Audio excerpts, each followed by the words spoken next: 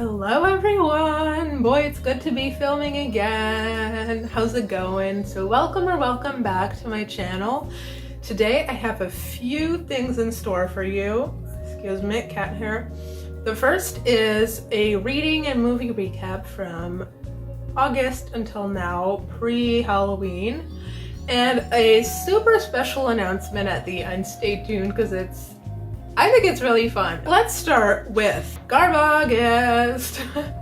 So for those who don't know, Garbaugust is a reading event that takes place every August, and it was created by Ollie from Criminali, and I was a co-host, a bad co-host, but a co-host nonetheless. So here is a Garbingo reading recap. Oh, and there's a bingo card for everything you're reading and watching. What did I read? I also have my reading notebook. See, this is why I need a reading journal, because you can look back and be like, okay.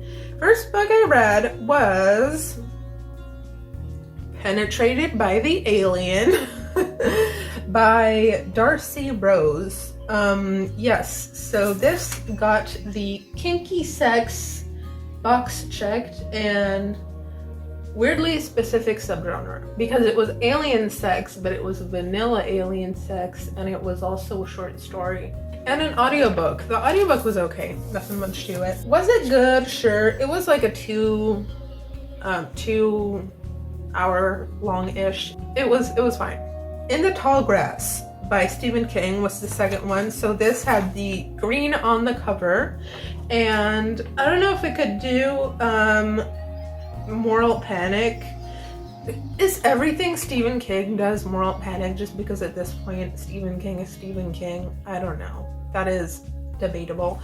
But In the Tall Grass, I had seen the movie a long time ago and I enjoyed it, but the book, no. I listened to the audiobook and I wasn't really captivated at any point. It's not scary. There's too much, where are you? Over here. Where are you? Over here. But there was grass everywhere. That's basically In the Tall Grass. Next up, I read, I DNF'd Act Like a Woman, Think Like a Man by Steve Harvey. I'm not gonna elaborate, just know, DNF. Next, Terre Fantôme, okay, by Sophie Love. So this was on audiobook as well. It's a 6 or 7 book series, but only the two first were on the app that I was using called BookBeats, by the way. It's pretty good. So I read the 2 first, and they were both pretty okay. I did prefer the first of the 2. It's about a girl who inherits a mansion in a small town, and she makes a B&B of it. But there are rumors that it is haunted, and so you kind of explore whether it is or not. It's a cozy mystery. It's pretty fun. It's pretty fun. And next up, well, that was the last one. Oh, and then there was the group read, Valley of the Dolls by Jacqueline Suzanne. This book was incredible. I loved it so much. The first 100 pages or so, maybe a little less, are building up the story, and then I think it really gets into the action or the juicy stuff after page 100. Not to say that the first 100 pages are boring by any means. It's just, it feels like a different vibe almost. So Valley of the Dolls takes place in the 50s, from 50s to 70s, I would say. No, maybe a little bit, 40s to 60s-ish.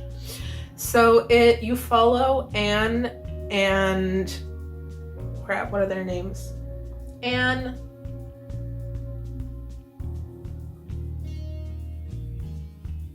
Jennifer, and Neely. That took way too long. I'm so sorry. That was pretty bad. That's embarrassing.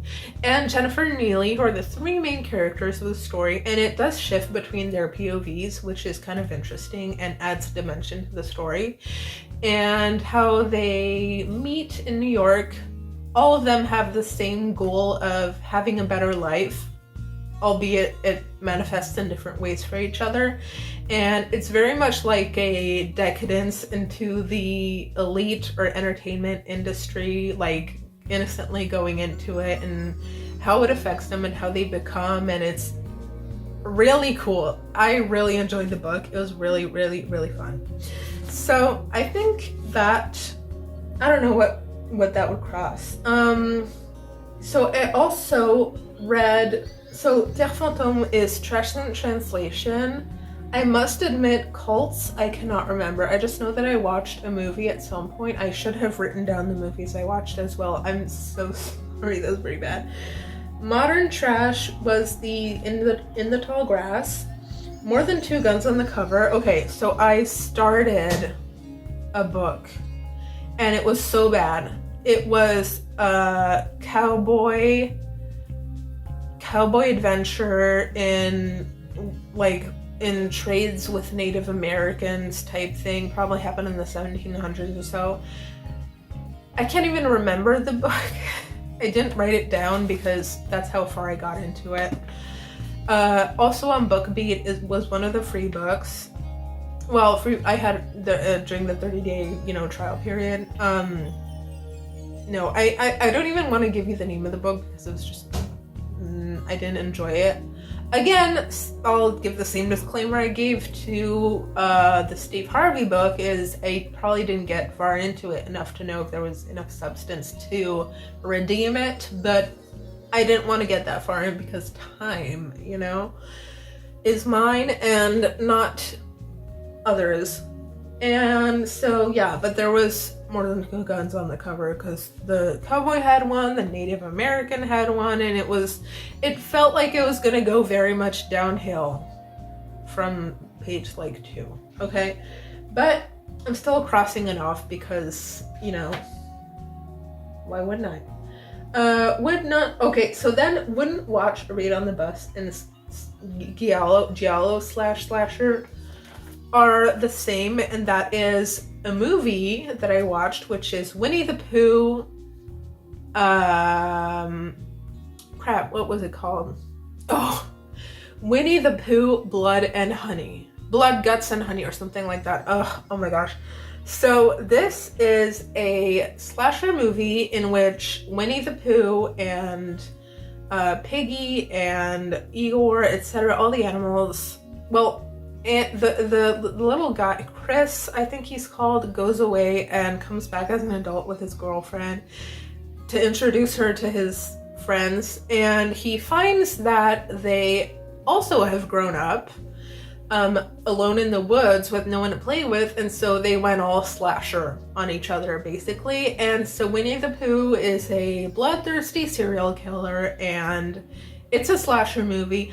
I have to say, it felt cheap, and there's not much of a backstory. Well, there's the Winnie the Pooh backstory, but there's not much of a storyline, if not that it's just people there getting slashed and the locals being a bit weird about it. I have to say, of all slasher movies with no storyline, it's still kind of creative in the slasher ways. I would give it points for being one of the few slasher movies I've seen where the victims, while they're running away from the serial killer, they make very dumb decisions, okay? But there are instances, glimpses, if you will, of intelligent attempts, such as hiding instead of just running away for, Anyway, so that's that. That was Garbaugust. Aside from that, so I only read one of the book, and I am going to be filming a book review of it right after.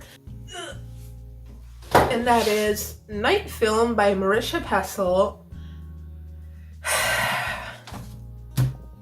I couldn't express my feelings for this book in such a short time that I'm willing to give it in this video, because like I said, I'm doing a discussion review right after this. And so what I am gonna say is I started this book. It is 600 pages, okay? I started it in May, June-ish, had a bit of a reading slump, got out of the reading slump, did a Garbaugust, and I obviously put that down during Garbaugust, and then I got back to it in September, and I just finished it like 2 days ago, and it's late October right now. Check out my next video if you want to know more about Night Film. Wow, okay, that's all I'm gonna say for now. So that's where I've been, that's what I've been up to. I also completely reorganized my books, and I'm also gonna do a bookshelf tour, so don't worry about it. And I changed the system too. the book organization system. And now I have a really cool announcement for you guys. Maybe you have noticed or maybe not, but I have been, I don't know, I feel like my content on my channel has not been what I really want it to be. I'm the one making the content, I know that. But I don't know, I just feel like I want to revamp my channel a little bit. The other reason is Bookbound Weirdo is a cool name, but as you may or may not know, I am bilingual, French-English, and telling people I have a YouTube channel named Bookbound Weirdo in French doesn't work. Bookbound Weirdo is not translatable really, or pronounceable in French, like in a cool way, you know? There's no really real way of being like, j'ai une chaîne qui s'appelle, like it doesn't, no. So I really wanted to find a name that is bilingual, that is comprised of words that are phonetically pronounced the same in English and French. They're not spelled exactly the same in English and French. And I think I'm gonna kind of change my content a little bit. Not so much, maybe you won't notice, maybe you will, I don't know. I also want to talk more about movies, not just books, because A, I'm a really slow reader, and B, I love movies. So that's that. My new channel name, are you ready? Are you ready? I'm gonna give it a few days after I post this video to actually change my channel, so don't worry. But my new name is gonna be Cafe Cryptic. Café Cryptique. See, phonetically it's the same, pretty much. I was hesitating between cryptic and cryptique. Like, if you spell cryptic in French, it's I-Q-U-E at the end instead of I-C, and you pronounce it cryptique. So I don't know, but I'm just gonna go with Café Cryptic. Yeah, so I hope you like the name. I hope you stick around for what's next, and I'll see you guys soon. Bye!